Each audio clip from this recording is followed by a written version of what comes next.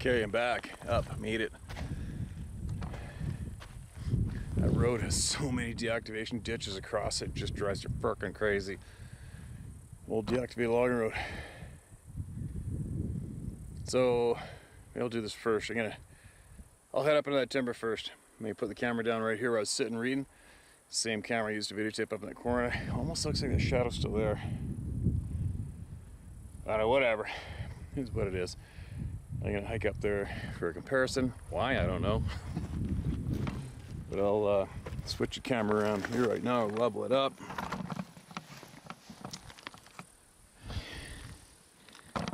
Now it's gonna take a little bit. It's not exactly that close. It looks to be, to me, I don't know. It's deceiving. Probably, I'm gonna guess that's 250 yards. My guess.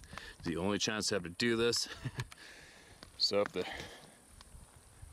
light's not the same as last time, there's nothing I can do about it. It's fine, I just told Sarah what I'm doing and she's like, what the hell are you thinking?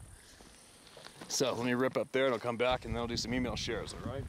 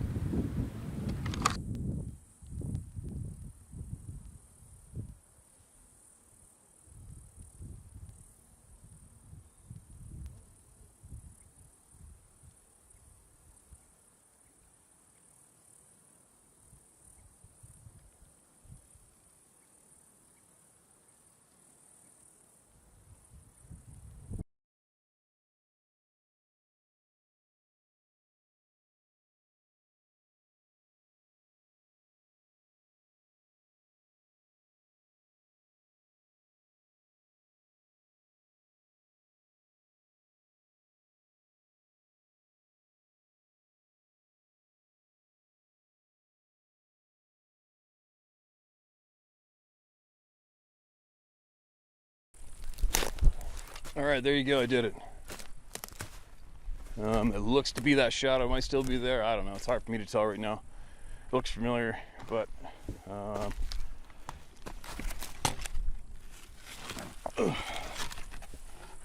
put this mic down here out of the wind. Pretty windy up here. The bugs are absolutely unbelievable. I have this light shirt.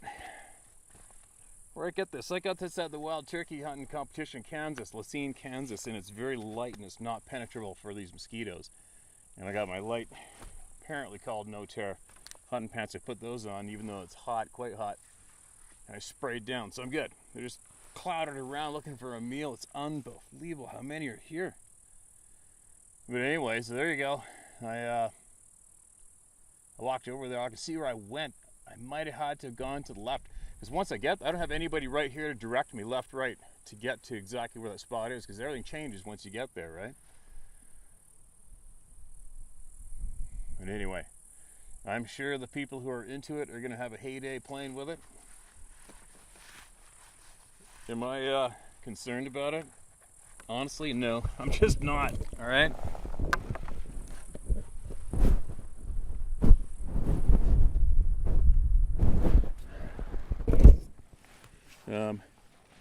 I guess if I had an honest interest in these things, like if it was like a hobby thing to me, or if I was one of those researcher guys, I'd be all over like a fat kid on a Smartie, right? But I'm not. I've seen these things, I've heard them. I'm good. I'm good. I don't look for them intentionally. I did before, and it didn't end well for me anyway. Well, it did, but it didn't, right? But I'm just not into you guys, all right? So I just did that as a, I just did that as a token for you guys. Promise to come up here one more time. This will probably be the last time I can come up here for possibly weeks and weeks, who knows? Day after tomorrow, I'm moving. But I will be back. I'll always be back here in the fall for a month, month and a half, or a couple months at a time. I'll be here sporadically to maintain my trail cameras where I like to do it and leave them on the game trails and monitor everything. So I'm not fully deserting this place. Now, what should we talk about now? Let's just get in some sharing while I'm here, all right? You guys can enjoy this backdrop. So I'm starving. I came up here in an empty tummy, but I didn't want to come up here too late, and I thought that I was coming at the same light angle as when I was here before. I don't know for sure or not. I guess we're going to find out when I get back. So I'm going to go through here. Okay, that's red. So hold on a minute, you guys. Let me get to this. All right. There we go. Mark, this is red. Camp out successful after terrifying experience. All right. Camp out success, I think.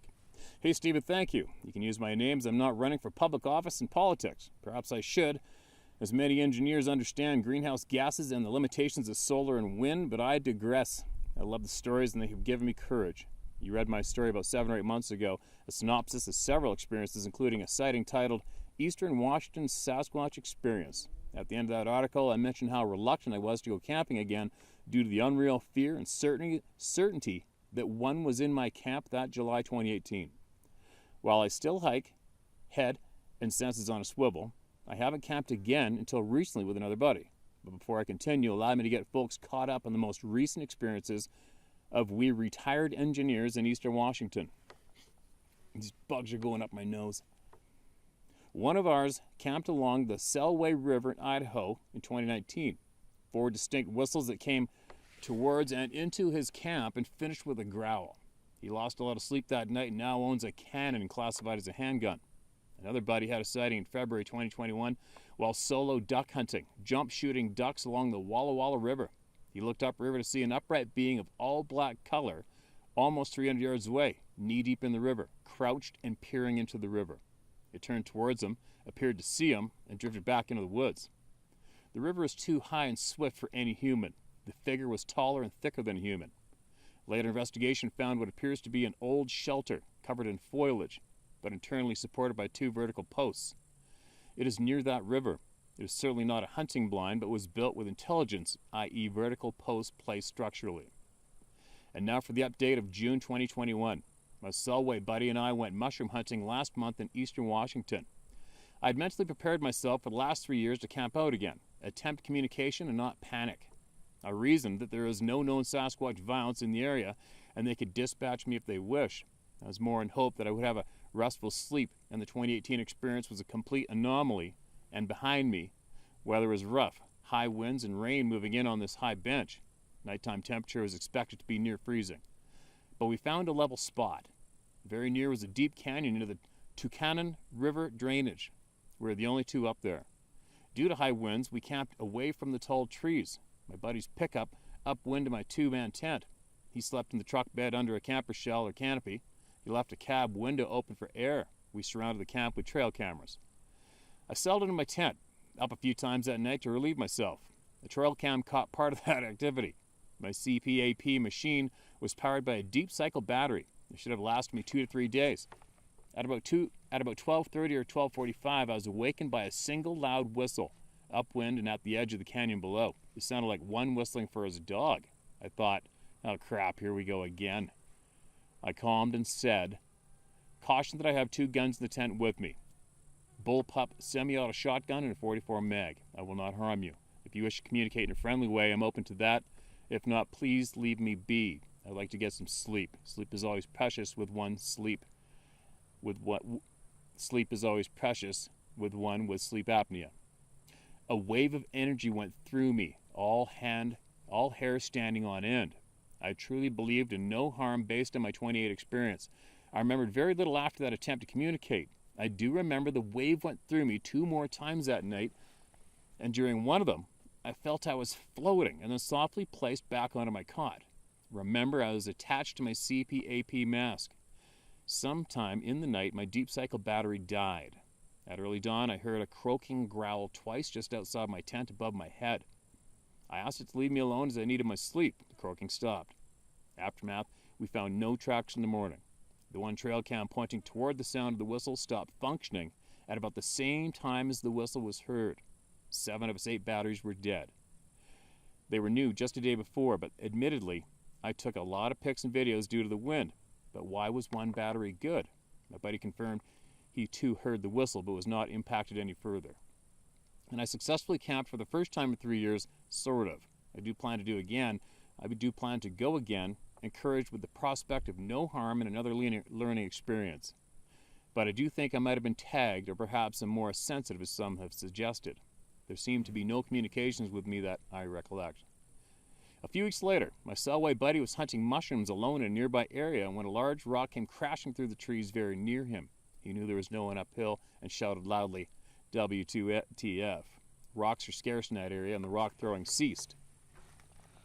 So it seems we can communicate, show respect, just mild fear, do not threaten. I can't say whether some of these strange activities are Sasquatch related, but they do seem to mimic other shared stories. Appreciate you, Steve. You give me the courage to return to the wilds, though I don't plan to camp alone. You have bigger gonads than I, and size matters, my friend. James Neubauer, June 2021. James, good for you, man. Way to go getting back out there. Good work. That's so good. And I hope that other people listening to your account can possibly do the same and mimic what you did. Although I do understand there's numerous people that have had it absolutely annihilated for them and don't even want to drive down a remote piece of highway, let alone go camping or go to a campground, right? And that's really unfortunate, but you can't really blame them. But anyway,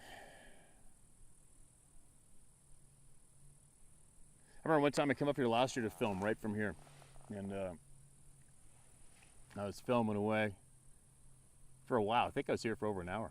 And then I got up to walk away and something went crashing down through the timber on my left right here, but that could have been anything. But the bears are rutting right now, and you know, I've been up here the same road. You guys see me read an email, and all of a sudden a bear came out behind me. And I think it was right around the same time people are accusing me of using a green screen. Isn't that funny? I remember one time somebody blew a gasket because, I don't know where I was, I might have been sitting here, and they went, I don't see any clouds moving. The clouds aren't moving. You're using a green screen. You're lying. What else are you lying about? And they just started pulling a snap sandwich. People are funny, man. But anyway, I don't feel any pressure right now, but I definitely look around. But I'm more looking around to make sure there's no rutted up dumb as a hammer bears walking up behind me or anything. I'm seeing a shit pile of bears here. This is unfortunately just behind me in that timber just over the hills where the father-son pair perished here last fall, I think it was. Very sad. And no, I do not know the intimate details of how they died. I don't have a clue, so we'll leave it at that. And please don't put anything in the comments about how they died if you're not a family member directly related to that case, all right? Because the people are upset, they follow this channel, and I'm sure they do not need anybody talking stupid about their passed on relatives, all right? Now, anyway, what else have we got here? Story about Sasquatch using infrasound on me. All right, let's hear it, my man. Hi, Steve. Love your channel. Appreciate all you're doing. I've had several experiences with Sasquatch, but thought I'd send in one experience that's a bit different than what is normally shared. It's about Sasquatch using infrasound to create fear, dread, and agitation. Before I carry on, let me say one more thing about that previous email. Hey, man, thank you so much for sharing that with us, all right? You're a brave dude. And just, you know, go over to Scott Carpenter's channel and other people's channels and make sure you are absolutely familiar with what you may be cracking open if you go and seek out contact with these beings, all right? Because unfortunately, a lot of times that doesn't end well, okay? So just putting that little heads up. Of course, do what you want, but just keep that in mind, that if you keep pursuing that contact, there is a slight chance, there is always a chance that it's going to be life-altering and not for the better for you, all right? Who knows what you're going to make contact with? I haven't a clue. But thanks again for emailing in. Make sure you email us again, too, all right? People want to hear it. Now, I spent a week alone in southwest Montana over the Christmas holidays of 2018. I found an awesome-looking cabin and Airbnb to rent up in the timber. I'm an author and needed some downtime, so I was totally psyched to have a week alone in the mountains. I arrived at the cabin, and it was gorgeous. It had just been built, and I was the first or second guest. The outside was reclaimed wood, and the inside blew my mind, like an expensive hunting lodge. The owners obviously spent a fortune. After unpacking my things and settling in, my experience began. For no reason whatsoever, I began to feel panic, dread, and disorientation. My whole being was unsettled. I tried to walk it off. Relax, nothing worked. That night I couldn't sleep. I felt like someone was looking in the windows. I'm very confident as a hunter and an outdoorsman, so none of this made sense. After a day and night of this, I could sleep. I was so agitated. I left in my car and went down to the city. The feeling went away immediately as soon as I pulled away in the car. But when I came back to the cabin, it all started again. It was intense agitation. I would walk around the cabin saying to myself, "This is crazy. You're feeling this way. This place is awesome. It's exactly what you like." It didn't matter. It's like every cell in my body was rattled. Also, my computer and cell phone would immediately drain of juice when I was back in the cabin. I would plug both in overnight. In the morning, they were charged, but upon unhooking them from their power cords, they'd be dead in 10 minutes. But when going into the city, they would work like usual. After 3 days of this, I decided to leave the cabin the following morning. Just eat the money and get away from whatever was going on. And then a thought came to me. I just read an article about Sasquatch and their use of infrasound to confuse, create panic, fear, and dread. I thought, could this be happening to me? These owners had just put a new dwelling in the middle of a forest, and there were others letting me know I wasn't welcome. I felt compelled to go outside and explore. There was about 18 inches of snow on the ground. About 100 yards behind the cabin, down in the timber grove, I found what I need to fully understand what was happening to me. There was a perfectly built tree structure with huge footprints leading to and from it. No more than a day old. Amazing. It became super clear to me. I was an unwelcome intruder, and the clan or individual wanted me gone. They did not want the cabin or guests in the area. As I was turning around to walk back to the cabin, I said in a very loud voice towards the deeper woods, "Okay, I get it. I'll be out of the cabin in 15 minutes. I'm sorry. No worries. Just give me time to leave." At that moment, I became peaceful and calm. I was no longer being zapped or experiencing disorientation and extreme agitation. I knew I was being watched when I said that. So I went back into the cabin, packed my stuff, and was gone. That's my experience. Steve will tell you this. Whatever Sasquatch was interacting with me, I'm appreciative she didn't use other means to get me to flee, like banging on the walls, looking in the window, throwing rocks, or what have you. Infrasound did the trick without the scare tactics. I know exactly how the people that submit these stories to you feel when they say, "All of a sudden I was struck with fear, dread, and panic." They are being hit with infrasound. You might want to read up on the effects of infrasound. Military is using it on the enemy. Especially cool is how triggers use it to stun and freeze their prey with great fear and immobilize them. Be well, Steve Shane. P.S. Incredible elk hunting in my area. Wow, Shane. Appreciate that, man. What an amazing experience, huh? The fear and the dread.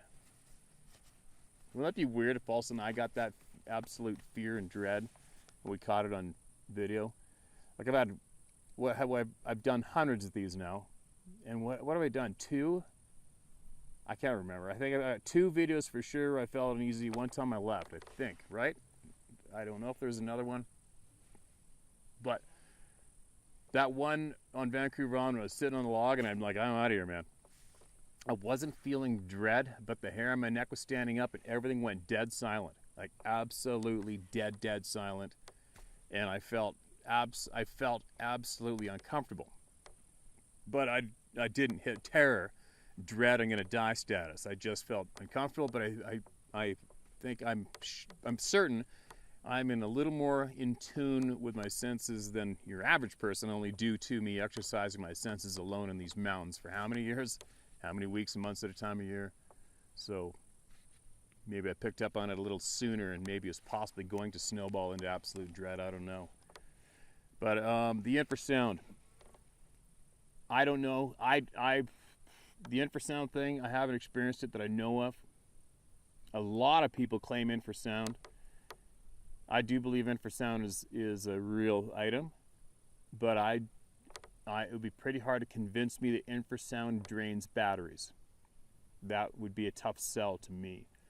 I do know David Plottis and his wife experienced they were telling, we had dinner and you were telling me about they're going up a trail, felt something went off. I don't remember all the details, we were talking so much, but I do remember that their cameras went flatline, died. And when they turned around, came back down the trail, there was a great big stick, poof, drilled in the trail when they came back. And then oddly enough, the juice in their batteries came back again later on. So, I don't know. I don't know, man. It's very confusing. I can't wait to find out for certain what's going on. I do believe we will find out for certain a lot of answers as long as we keep going down this route of everybody talking and sharing. That's the only way. And not giving someone authority and not giving one single person or a group authority on this topic or control of what is read or shared or not. Right? It's working. This is working. All right, now, thanks for sending that in, man. And don't forget, if you come across any other new knowledge that you feel that people can prosper with being shared, get it into me, all right? Night Elker Sabe. Hi, Steve. Love your channel and all you're doing to advance real no BS knowledge. Been following since you started these stories. I backpacked a lot in the Olympics of Western Washington and the Cascades of Oregon. I've heard loud tree knocks at 2 a.m. in the deep forest, far from any road, a large rock hitting wood, and heard several stories from people who have seen or heard these beings. This includes 2 sightings in southern Oregon in 2020. My good friend clearly saw one this summer at 100 yards come out of the trees, 6 to 7 feet tall, dark with near black fur, arms hanging low, came to the lake's edge, then turned, looked at my friend, and quickly walked back into the woods. Another good and trusted friend shared that a couple in southern Oregon has a recent video of 2 of these creatures, but they don't want to share it with the media, etc., because they want to respect and protect the beings from being harassed, hunted, and killed. This friend's sister also seen a female down there as it entered and passed through a clearing on 2 legs, not a bear, at about 4 log truck distance away, she said. It clearly had breasts. On to my question, Elker Sabe. Some years back, 3 of us were camping at 6,000 feet on the flanks of Mount Jefferson, a 10,500-foot peak in the mid-Oregon Cascades. This was August. This was before I came into Sasquatch consciousness. We planned to summit the mountain, or get near the summit early the next morning. The night was dry, clear, cold, and quiet.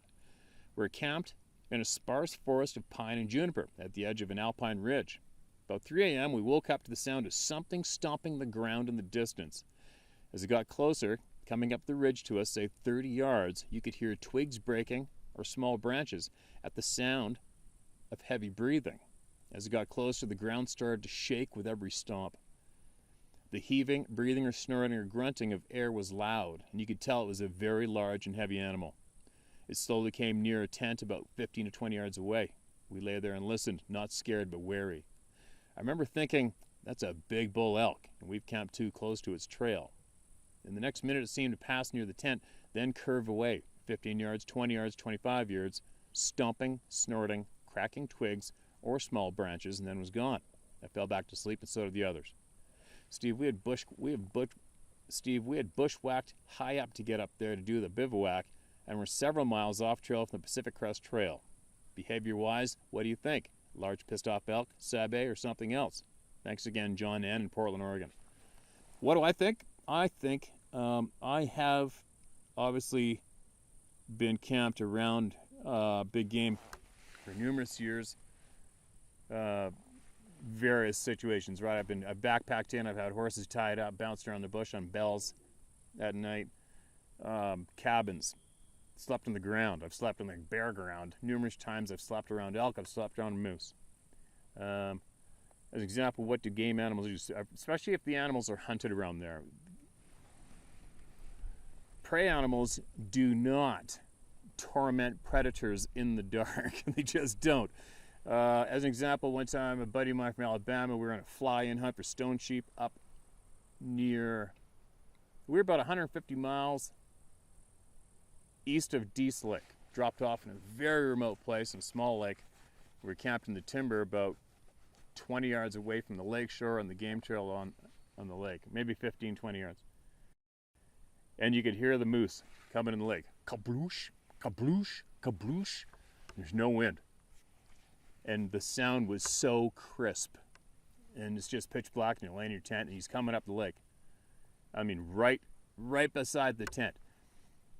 And as soon as he caught the wind, so remember, thermal air. I think I've told many of you in the past, if you're going to camp in the woods, you always camp on the low side of any game trail because the air sinks in the night, right? So your scent's not going across that game trail all through the night to possibly lure in a 1 in a million encounter with a real pissed off predator. But anyway, there's no way we get below that trail because the trail's right along the lake, so we're on the high side, but that air's sinking. And then the air hit that moose's nostrils right beside me, and you just hear this big blows, shitting itself, and then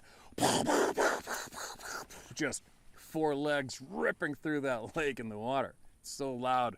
And but I told that story to give you an example of what your typical game animal does when it comes across us in the night in camp. One sniff, I'm out of here. The most nastiest predator on the face of the planet is right here in the dark. I'm out of here. So no, elk don't get pissed off at you. Prey animals do not get territorial with predators, especially in the dark. All right, I'm pretty sure you know what it was, man. Especially if you're emailing us about it here. Your gut already told you what it is. Wouldn't you agree? But anyway, thanks for sending that in, man. Appreciate it. Be safe out there, all right? Use your gut. Go with your gut instinct on every single move you make, not only in the woods, but in life, all right?